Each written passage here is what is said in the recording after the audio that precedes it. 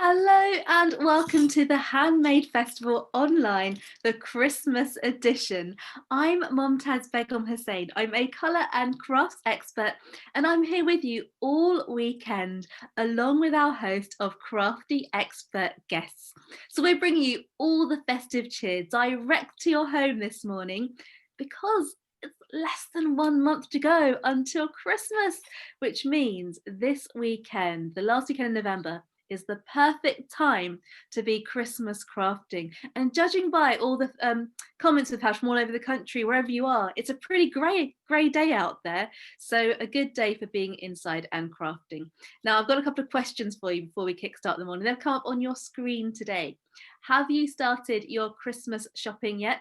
Are you crafting along with us live? And do you know how to crochet? We're very keen to get the answers, especially to that third question. So if you take a second to answer those, that would be fantastic. Because of course, this morning we are doing arm crochet, an arm crochet wreath with Sarah from Made and Making. She's very keen to know who can crochet already and who can't. But before we move on to that, just want to let you know that obviously you'll be joining in at home, and at the very end, towards the end of the session, I'm going to see if anybody would like to turn their cameras on and show us what they have been doing, but I'll remind you about that shortly. Now, here are the results. They are in. 75% of you have started your Christmas shopping. That's a staggering figure. Well done you. What a brilliant way to already get the festive season underway. If you need some more shopping tips, or if you haven't yet started, then we've got you covered. At the Handmade Festival Christmas Market, it's all online, and this weekend there are exclusive discounts just for you, our festival goers. So make a note to head over to the handmadefestival.com/shopping, and it's your chance to support independent maker designers at a really good price, because say bargains this weekend. Are you crafting along with us? 81% of you are. Fantastic. Do you know how to crochet? We've got 31% yes and 25% yes, but a bit rusty. So I think, and 44%, that's sort of half of you don't know how to crochet. So definitely Sarah will, in that case, take things a bit slower and go over the basics in the beginning. Now, before I hand over to Sarah, I just want to let you know if you've got any questions at all, especially if you are new to crochet, then you might have some questions, just pop them in the chat function at the bottom of the screen and I can ask Sarah and then she can answer live. So that way you can carry on going. But let's hand over to Sarah. You've got the beautiful wreath right there behind you. I have indeed. So hello everybody. I've got the wreath up on the screen behind me. If you can see, I don't know if we're on my face or on my hands, but I've got the wreath up behind me. And then on the table in front of me, I've got the bits that you should have if you're going to be crafting along at home. So we've got a wire wreath ring. You can get these in lots of different places if you haven't got yours yet. This one's a 14-inch ring, but you can make them smaller. You can make them a bit bigger if you want to. And then we've got red rovings and white rovings. Now I'm working today with acrylic rather than wool, because if it's going to go on your front door, it's going to maybe attract some moisture and things like that. And we all know what happens to wool when it gets moisture, it sort of felts together. So by using the acrylic, I think you're actually going to have a longer life to your wreath, and the moisture is not going to make such a difference to it. So this is the sort of thing that you would also use if you were using wool tops, merino wool, for example, in felting. And it's quite strong when you pull it in a length, but if you just pull from the end really gently, you take the fibres away, and that's how you would use it if you were using it for felting. So we're going to use it as one continuous length today. So hopefully if you've got your resources with you, you've been able to get a continuous length. If not, you could join them, but it's a lot easier with one continuous length. And so we've got the main colour, which is red, and then we've got the white, which is just going to be our little bow at the bottom. You don't have to use the wool tops, the roving for the bow. You could pimp it up with some ribbon or hang baubles from it, whatever you wanted to do. But I really like simple things, and I just thought that that would be kind of an easy way for you to pull it all together. So I'm just going to move my white bit to the side for a moment, so I'm not going to need that to start with. And I'm just going to talk about the basics of how we're going to get this started. So when we crochet, and you don't need to be able to crochet to do this, but if you've got some crochet knowledge, then you'll know where I'm coming from. We need to start with something called a slip knot. So what I would like you to do is to take the end of your colour that you're working with, and you might not be using red, you might be using a completely different colour, which is quite exciting. I'd love to see the pictures at the end, see what people are using. We're going to take the piece, the end, and we're going to make a loop. So if I just lay it down on the table in front of me, I've just got a loop, a bit like you might twist if you're a baker. And then I'm going to hold the end, and I'm going to put my hand down through the loop and just pull through the other end. And by doing that, I've created a loop up here, and I've now got what is called a slip knot at the bottom. Okay, so because it's a slip knot, you can make it tighter or looser. So I can actually just put my hand in that and just tighten that up around my hand.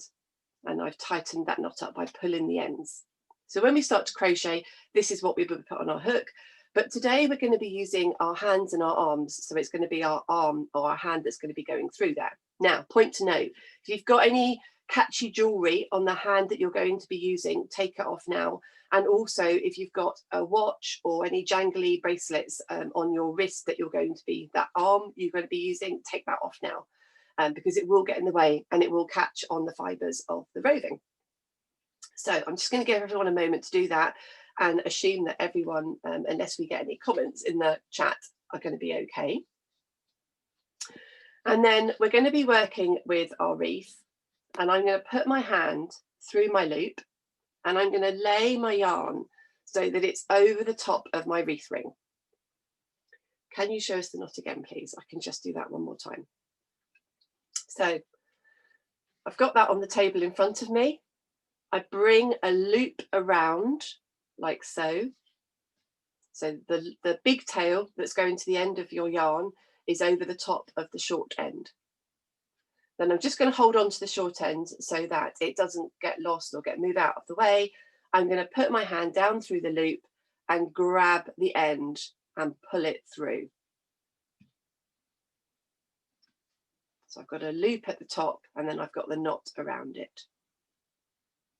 And then if you put your hand in that and pull the ends, that knot should tighten up. Don't worry too much about how much you've got here, because we can sort that out at the end. You don't need loads there. So I've probably got, I don't know, maybe 30 centimetres. That looks like a ruler length to me, but it could be 15 and that would be absolutely fine. So we've got our hand in that loop, and we want it nice and snug around our hand. And then the other piece is over the top of the wreath. So I'm going to lift the ring wreath up, and I've got this piece of yarn hanging over the end. I'm going to put my hand down through the middle of the wreath, and I'm going to bring back another loop. So you can see now I've got my original one with the knot around where my thumb is, and then I've got another one which is just coming across the end of my hand.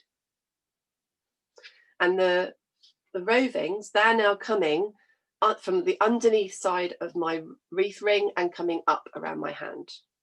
I'm just going to put my hand so that I've got two over my hand.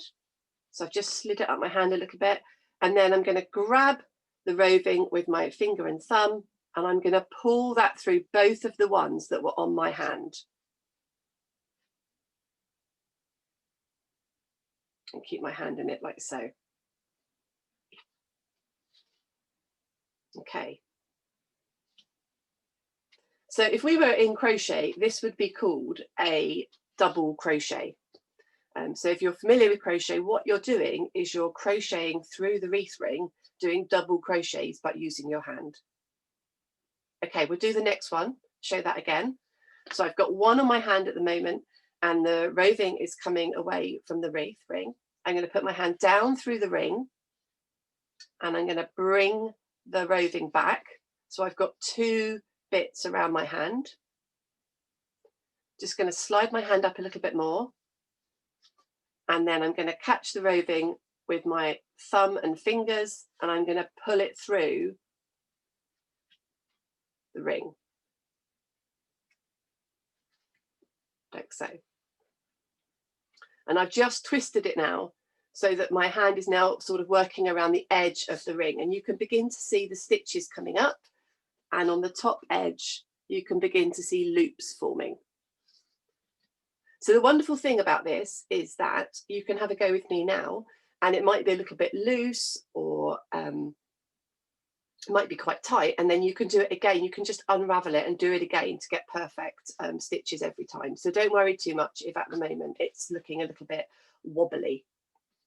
And of course you're going to get the replay to watch it all again. So mine is all loose and floppy. Just pull the roving that's attached to the big bit over here on my left. Just pull that and it will make it tighter, the bit that you're working with. So it might be, if it's really loose and floppy, you've got it coming up too far, or you've got a larger hand. So just make sure that you're keeping it tight around your hand. If you've got smaller hands, you know, you might want to loosen it off a little bit. It's like a hook, basically. So I'm going to show you again another stitch. I've got one around my hand. I'm going to go down through the wreath ring. I'm going to bring that back. So I've got 2 around my hand, like this. Keep it nice and tight at this stage if you are working and it's a bit loose. And then I'm going to grab the bit that's attached to the big ball and pull it through the first 2. Sarah, just got a couple. Yeah.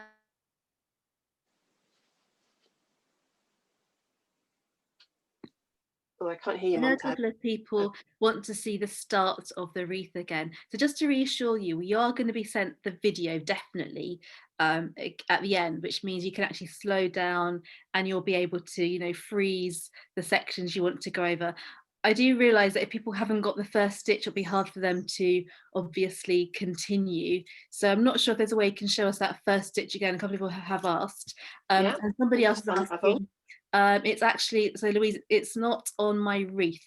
So perhaps she's doing it, but it's not staying on the wreath. So yeah, I think it's worth it. We are starting again for those of you who want to watch again. But as I say, some reassurance, you will get the video too. Yeah.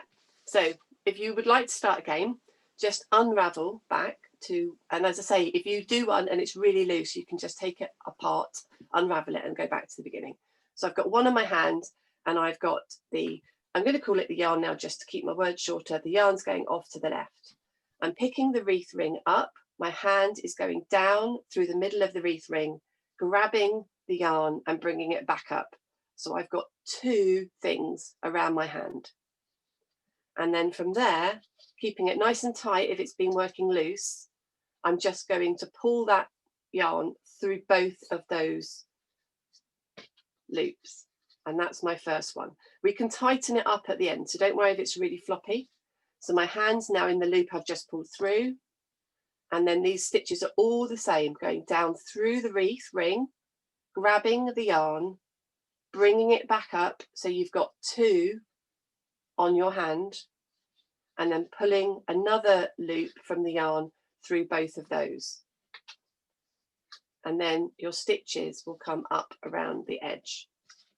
So you're looking for the loops when you pull through the 2 to be at the edge of your wreath, and then you should have 2 strands coming up from your wreath. So if I do a few more stitches, I'll talk you through as you do each one. So I'm just going to pull that a little bit tighter. Down through the wreath ring, grab the yarn, bring it up so I've got 2, and then bring my loop through. In my hand, down through the wreath ring, grab the yarn, bring it up through the wreath ring, and I've got 2 on my hand, and then I bring a loop through. Got 1 on my hand. Oops, let's loosen this off. I go down through the wreath ring, I bring another one up, so I've got 2 on my hand, and then I catch the yarn and I bring it through. And then I'm just going to twist these around to the edge, like so.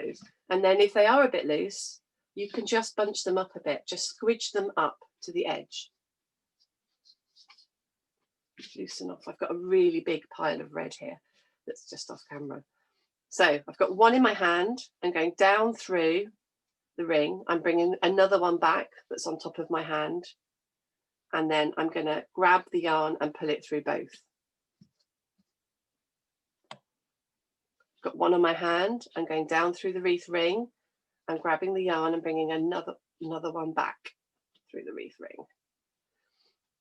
Wherever you've got little soldered joins on your wreath ring, you will find that your wool catches a little bit, so just be a little bit aware of that as you're approaching one.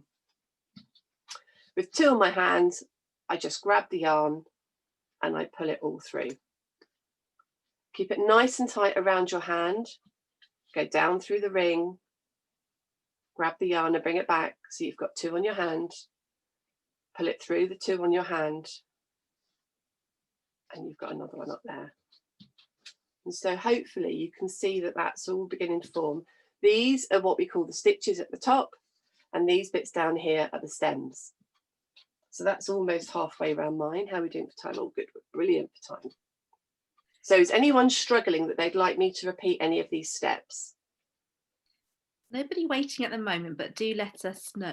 I was just wondering, Sarah, would it be possible to do this exact same thing if you had like a huge crochet hook? And could you do that instead of your arm? Yeah, you can buy. So I've got a crochet hook, which is the stem of it is like the size of a broom handle. So it really is super chunky. And you can use that to crochet on this kind of yarn. So if you were struggling with your hand and it is staying really floppy, that would be one other thing to think about. But to be honest, if you do it once and then you do it again, you'll probably find the second time will definitely be tighter than the first time, because it's just all about rhythm. So because I've done it a lot, mine will look better, but that's just practice. And everyone forgets that we have to practice to get things. So I've got 1 on my hand. I'm going to go down through the ring and draw 1 back. So I've got 2 wrapped around my hand, and then I'm going to grab the yarn and pull it through. Oops. So we've got a question that's come in, and it's about the wool. So where did you actually get your wool from? Because this person bought theirs from a set. And do you normally stock it, that they can buy it from you? So we don't normally stock it.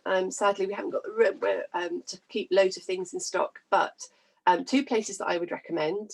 There's a place called The World of Wool, which has a wonderful range of wool tops that you can buy, all sorts of different wools, and acrylic as well, if you're allergic to wool, which some people are. And then there's another place, actually there's 3 places I can recommend. There's another place called Woolly Mahusiv. So they do massive balls of it. So if you wanted to do a blanket or a cushion or anything, you can buy it there. And a third place is, there's a lovely, really colourful shop, I absolutely adore it, called Gillian Gladrag Fluffatorium, which is online as well. They're near Dorking, if you're down in the south of England, and she stocks them as well. But she's probably got a little less range than some of the other places, I think. There are 3 places there that you can get them from. So I'm just going down through the ring. So I've got it on my hand, going down through the ring, bring it back up. Oops. And your fingers can get taut and sort of separate it, but don't worry, it won't matter when it's on the wreath. Got 2 of my hands, I'm catching it and I'm pulling it through. And so I'm just twisting it. So these loops, you could have them sitting around to the front if you wanted, or you can just twist it so that they're sat more on the edge, like so. It depends on how you like it to look. That can look quite nice brought round to the front. It really shows exactly that it is a knitted crochet kind of thing, but this is crochet, it's not knitting. I'm a bit rubbish at knitting, if I'm completely honest. I always get squeaky needles. Now, Sarah, lots of people love crochet because it's a really fast craft and you can work quickly and get results. And that's definitely what's happening here, because it's like a super speedy craft. I know, obviously, you know what you're doing and you're doing it fast, but look at the results. I mean, it's pretty. I know. These are, if you can get hold of the yarn, I'm just making sure that I don't get that tail caught in. You could knock these up for friends and family in no time at all. I don't know how many doors you've got in your house, but you could put one on every single door and it really wouldn't take you very long. So I've got 2 in my hand and I'm just pulling through. And there you can see that I have come right back to the beginning. And you might notice as well that these ones, which are the first ones that I did, and I was going a lot slower because I was trying to show everybody, they are a little bit looser and a little more untidy than the ones as I come around here where I've just got into the flow, which is just to show you that you know, if you do one and do it today and it looks marvelous, fantastic. But if you do one today with us and it looks a little bit wobbly, just undo it and watch the replay and just do it again. Because when you get in your flow, you will find that your stitches and your tension will just even out a little bit and it'll look a little bit more cohesive. And if you've got a little bit that's a bit wobbly, don't worry, because maybe that's where you're going to put your bow. It doesn't matter. That is a great way to turn a wobbly area into a hidden part. Now we've got a question in from Sharon who said, my wool has split, so what's the best way to rejoin it? Okay, so wool can split in 2 ways. It can split apart, if I just bring like this, or you can actually end up with the splits like this at the end. So if you've got one like that going on, what I would recommend is that you lay over the top of maybe about 20 centimeters of the new and the old, and then hold those together as you crochet. If we were just using normal wool or yarn, you would crochet in your ends at the darn in your ends at the end of your project. But if you lay over about 20 and just hold it really nicely together, maybe even give it a little bit of a twist, like if you were twiddling with your hair, just to get the fibers matted together. And then it should be able to sort of bind in together. Any little bits that poke out, you can just push in with your fingers, and that's completely fine as well. Because what you would do with normal yarn is you would weave it in with a needle at the end, but obviously we haven't got that because we're using our hands. Okay, so I've got down to the end, so I'm just making sure that I don't lose track. So this is the final loop that I did with my hand, and over here, if I bring that down into the middle, over here, this is the first stitch that I did at the very beginning. So what I want to do now is I want to join it together so it looks nice and cohesive. So my hand goes into the stitch that I've just finished, and then rather than going into the wreath ring, I'm just going to put a couple of fingers through that stitch. I don't want lots in there because I don't want to make it too big. And then I'm going to grab the yarn and pull it through that first stitch that I did, and also the one that I've just finished. And so if you're a crocheter, that would be called a slip stitch. If you're not a crocheter, you've just learned how to do a slip stitch. And so that's our final stitch there. And this is my end from the very beginning. And then what I would do is I'm just going to break off the yarn here. So let me just give it a pull. Now, this is where you have to be it's really interesting. If you pull too hard, it just won't break. So if you pull really gently, the fibers will come apart.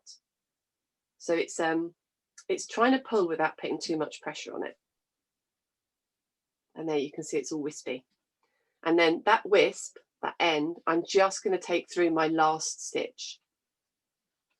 And then you can pull it nice and tight, like so. If I turn it over, I've now got these 2 ends. And as I say, we would normally darn things in with a needle, but what we're just going to do here is just take those ends, give them a bit of a twiddle so they're easier to work with, and you're just going to tuck them in to the back of your wreath, just going underneath these stems that you can see from your stitches. So you just poke that in, and then you do exactly the same with the other one, but take them in different directions. So if I just poke that in there for the minute, weave them in as close as you can to the knot, but I'm just doing that really speedily. So I'd start normally up here so that there isn't a big long bit like that. And then there is the finished wreath. If yours is loose, as I say, you could undo it. Don't break the ends, undo it and redo it. But if you pat it all down, you'll find that it's very forgiving and it covers the ring really easily. Now, where you've got your finishing bit, which is this bulkier bit up here, I'm just going to twist it around. And that is where I would put my bow. So to do a bow with the rovings, what you can do is just get a nice long straight bit and loop up one loop one side and one loop the other side, and just tie them together. And then you end up with a bow. So that's the principle of the bow. So in order to get that to go on your wreath, you just need to tuck the white under one of the stems again. Oops. So tuck it under a stem and then do your 2 loops and tie them together. And then you can fiddle around with how you want your bow to look down at the bottom of your work. You could tie it around more than one stem. You can tie it around any part of the red that you want to use in order to position it exactly where you want it. Some people prefer it at the top, some people at the bottom.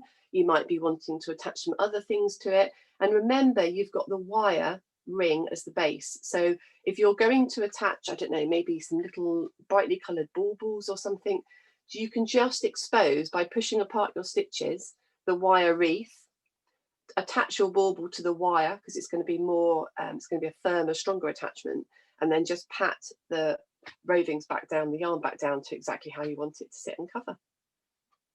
So I'll just take the bow off at the bottom and I'll just undo that bit at the top so that if anybody wants me to show that again, I can. So obviously I've gone ahead. Sarah, it looks absolutely amazing, and you actually did that in around 20 minutes, you know, definitely less than half an hour.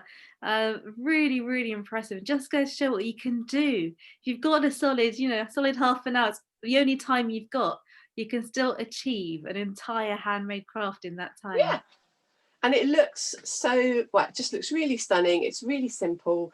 Who wouldn't like that on their front door, to be honest? Who wouldn't? Carolyn's got a brilliant idea about could you add battery fairy lights to it? I mean, I reckon you could. Yes, easily. What you would do is just wrap them around a little bit of the wire wreath. So just expose bits of the wire to wrap them around to make it more solid and hide your battery pack at the back. Absolutely, you could definitely put fairy lights on it. And now we're getting into the creative frame of mind. Now we've mastered the basics. It's time for the next level up. So Georgina's asking, how can you do more than one colour? So does she mean to have blocks of different colours going around it, or does she want them intertwined together? Is she able to give us a bit of a hint on that? We will. Because there would be different approaches to it. Is she able to? So in blocks. In blocks. So if you wanted to have maybe a red block and then a yellow block, think of a rainbow. What you would do is you would, you'd start in exactly the same way. And when you've done enough stitches of the colour that you wanted to finish with, so if I just try and introduce a bit of white here, it's got caught around the white. So I've used red and I'd now like to try and introduce some white. So just grab the next colour. And again, this is exactly the same as what you would do in crochet. So what I'm going to do is I'm going to go back to the point at which I've got 2 loops on my hand. So I'm getting rid of the red and I'm introducing a new colour. So I've got to leave a bit of a tail because we've got to darn that in. But then I would bring through the new colour. So I've got 2 tails hanging out the top. And then I would put my hand through, grab 2 of the white and continue to work on like that. It's not quite long enough, unfortunately, my white bit. But you would introduce the new colour when you've got 2 loops on your hand and the one that you're going to pull through is your new colour. And then you would just keep introducing new colours that way. You'd end up with ends at the back, and those ends you would just weave into the back of your stitches, just like we did when we joined it at the very end. So just make sure all of your ends are tucked in. So yeah, very easily introduce new colours and make it a colourful array. So Georgina says, brilliant, thank you. So if anyone else has got any other ideas or suggestions, now is a great time to ask. Now, I know, Sarah, you're mostly known for your sort of patchwork and quilting, but obviously general textiles as well. But in terms of crochet, have you done any other sort of giant crochet projects as well as this? Because this isn't your sort of typical, you know, small crochet blanket. This is, you know, your sort of next level up of crochet. I have crocheted a really large blanket. So you can get these massive balls of yarn that are about 10 kilograms. If you follow us on Instagram, you'll see one of those balls of yarn when we got a red one in order to provide some kits for a workshop like this. And absolutely massive ball of yarn. and crocheted up a blanket to go on my bed. And I think that took me probably about a couple of hours. It really wasn't very long at all, because you can see how quickly it works up. I bet it's warm and snuggly as a blanket. That sounds so nice, just looking at that. Yeah, wow. Really nice. They can get a bit fibrous. They're not good if you've got a cat. Cat kind of spoil a little bit of it. But yeah, really, it's super easy. The bigger your yarn, the quicker you're going to make your project, whether it's super size yarn like this or even just, you know, chunky normal wool. And I love crochet because, generally speaking, you can just take it anywhere. You can do it on the train. I sit in the passenger seat of the car and do it quite a lot when we're traveling. Yeah, it's just, and it's, you can play with colour, and it doesn't matter because it's quite small things. I've crocheted blankets for people, but I do tend to do a lot of smaller things. I like granny squares because you can just, you know, it's really portable. You can take it wherever you like. And I get loads of inspiration from watching other people. We run crochet in a couple of sessions in our studio, and everyone comes in and they make such random things. So it's lovely seeing what other people do, because you get such inspiration for yourself, and mixing colours together as well. Well, I want to know more about your studio and also where it's based, but in the meantime, or perhaps at the same time, could you just sort of go over how to do that bow, because that's coming from Liz. She wants to see the bow again. The bow, okay, right, so I'll show you the bow. So I'll put it down here on this bit down here. So I'll grab 2 bits this time. So I'm going to grab 2 of the stems that are coming around the metal wire of the wreath, rather than the loops that form at the edge. And I'm just going to tuck the white underneath like that. So yeah, we're based down in Sussex, which is in West Sussex, just out the back of Brighton. And we have a lovely garden studio in a garden centre cafe grounds. Because it's a garden centre, the cafe grounds are just stunning. I'm going to take 2 loops. I'm going to make 1 over here, and I'm going to make 1 over there. And then I'm just going to tie those loops together as if I was tying my shoelaces, basically. So push 1 loop underneath and through the other, like so. And then you just bring, oh, and I've got a little bit of red that I've got to untangle from it. Just bring your tails down to the bottom. If that foxes you, you can just absolutely just tie that on with a little knot, and then you can just do your bow a normal way. That would work equally as well. It can use up a little bit more yarn that way, so it depends how much you've got, and sometimes you can end up with quite a bulky knot, but you can do it absolutely that way as well. What I haven't told you before, Momtaz, is that we go on tour as well. We take people away for crafty weekends. Oh wow! Tell us more. So we can either go and see you down in Sussex at this gorgeous garden centre venue, or we can take a little crafty holiday. You can take a little crafty holiday. We do sewing retreats and crochet retreats. Sadly, we haven't done any this year, although we did do a virtual crochet retreat in place. And for the crochet, we find really cosy little hotels, and we hire out the whole place, and there's wood fires in the evening, and we're sitting on sofas crocheting, and then there's classes all day for you to learn new techniques. And then when we do sewing retreats, we go to bigger hotels that have got more space, because you need loads of space for sewing. So they tend to be more sort of functional hotels, but so we've got all of the space and the light that we need. But the crochet ones are just really fun, because you just sat around crocheting and chatting to lots of like-minded people. So yeah, so we go out and we venture around the country doing those. We tend to do them in the south at the moment, Sussex and Surrey, but we are looking at doing some more as well. So we take people away for a couple of days of hooky happiness, as I call it. Oh, I love it. And also, people who've not been away this year, perhaps next year that's what they can be aiming for. Yeah. Sort of like, you know, start saving up now, ask for it as a present, but something to look forward to. Exactly that. So does anybody want me to re-show how to join at the top? How are people getting on as well? Let us know. We've got a question in about the different blocks of colour. If you could just run over that part again. Okay, so let me just unravel a stitch up here to make a little bit more room. Let me untie my bow.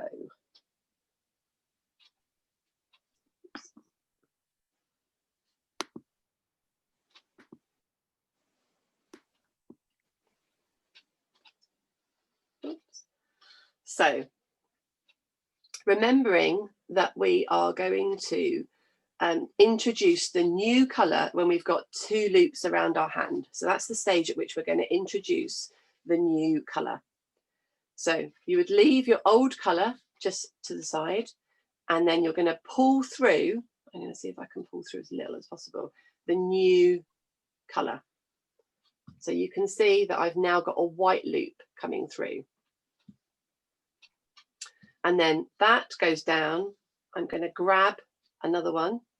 So I've got 2 white loops, and then let's see if I can get, so there you can begin to see how that would introduce the new colour through.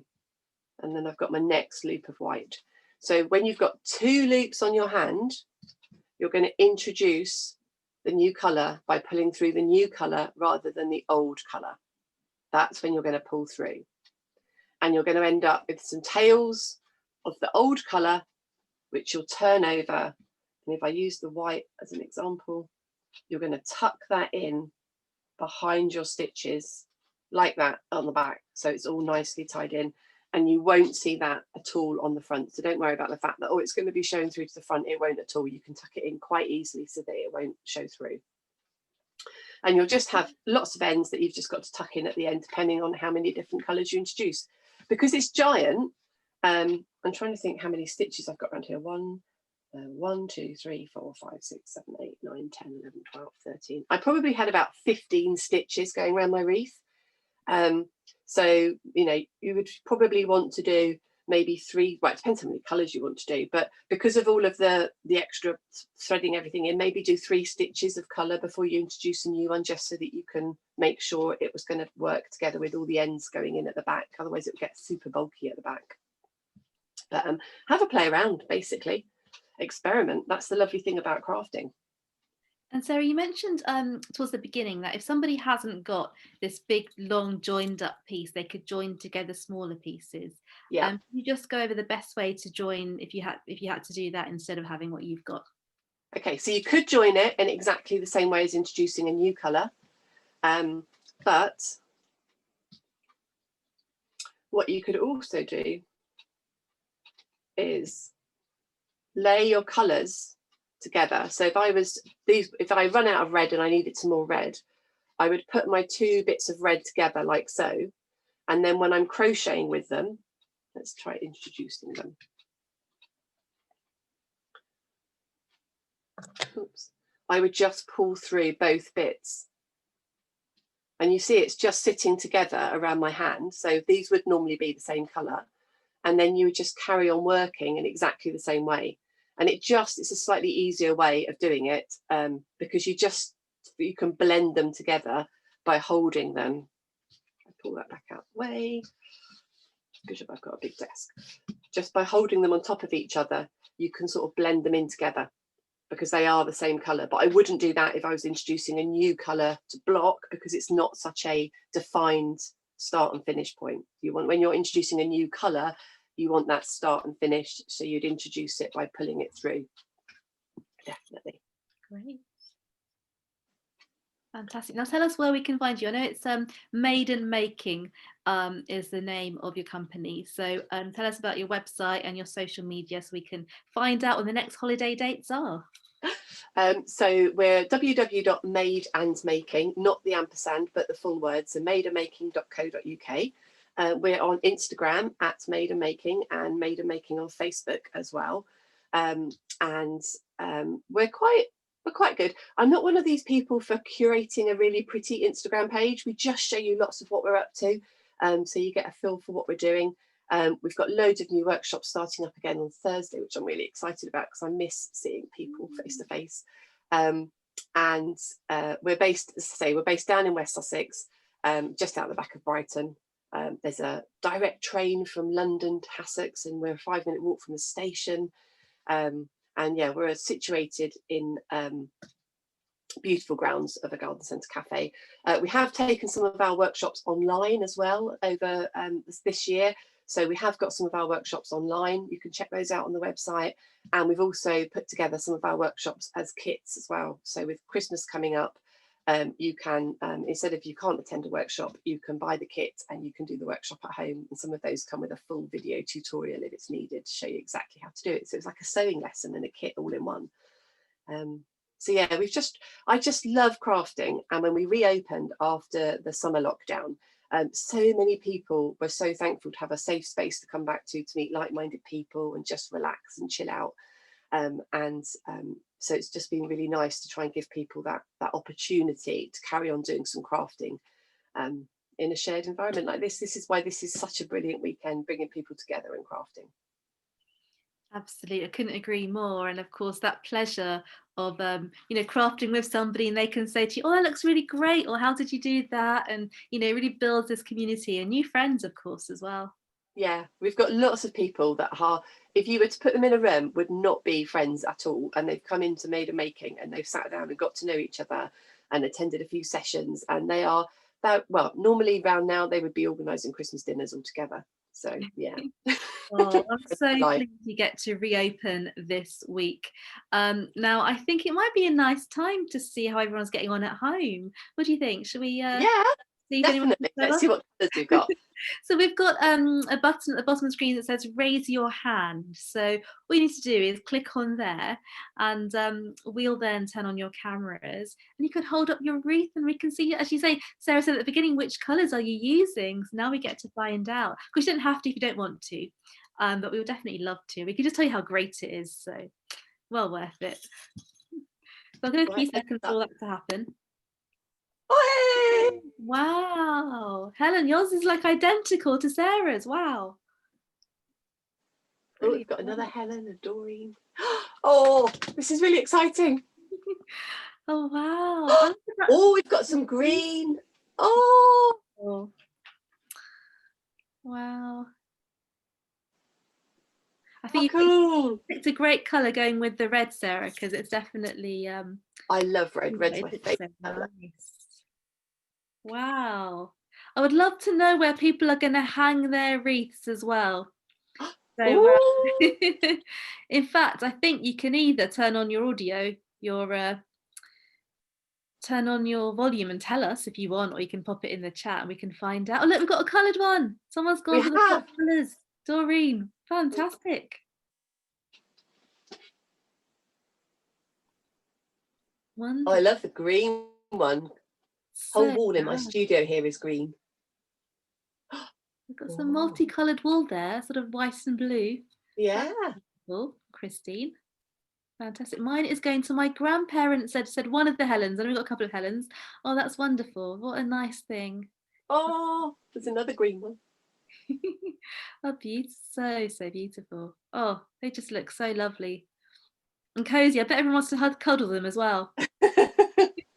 Oh, well, I really hope everyone's enjoyed that session. They look fabulous. They are so wonderful. Can we take a picture of you holding your wreaths up? That would be such a lovely vision. All these beautiful, soft, woolly wreaths. I'm going to do a little countdown and we will take that screenshot. So if everybody's in, yeah. Okay, so 3, 2, 1. Thank you very much, everybody. Wow, I'm so impressed. It's just, look at that. As I say, we did it so quickly. There's that looks like a really ginormous one there as well. I can't see who it is, but someone's got a really big one. Oh, and one's going up already. Look at that. Oh, wow. Live installation. Superb. That's brilliant. Oh, I'm so pleased everybody enjoyed the session. It's so good to know. How do we watch the replay? Right, so you're going to be sent a link to this exact video and you've got a week to re-watch it. So if there was any areas you want to go over, as they can just pause at those parts and re-watch it again. And that'll just be emailed over to you, that link, I believe, so a reminder. And again, if there's anything else you want to do, join us for. We're still going on today up until I think our last session's at 5 o'clock, but you can still book for tomorrow's sessions. All of tomorrow's sessions are online at thehandmadefestival.com. So if this has got you into the crafty mood, then I would say stay with that zone and continue. Helen said, thank you so much. That was great. Happy crafting Christmas. Absolutely. That goes for everybody here. Don't forget to check out our festival marketplace as well, with all the bargains up to 30% off this weekend. That's the handmadefestival.com/shopping. Those discounts are just for our festival goers. But it's time to thank Sarah. She joined us yesterday as well, so we've had the pleasure of having 2 sessions with you. Thank you so much. The no sew Christmas trees yesterday, some of you might have been there, and this arm crochet wreath, I mean, it has been magical, and it's a great demonstration. Thank you. Thank you so much, and happy crafting Christmas, everybody. Happy crafting Christmas. See you soon. Take care, everyone.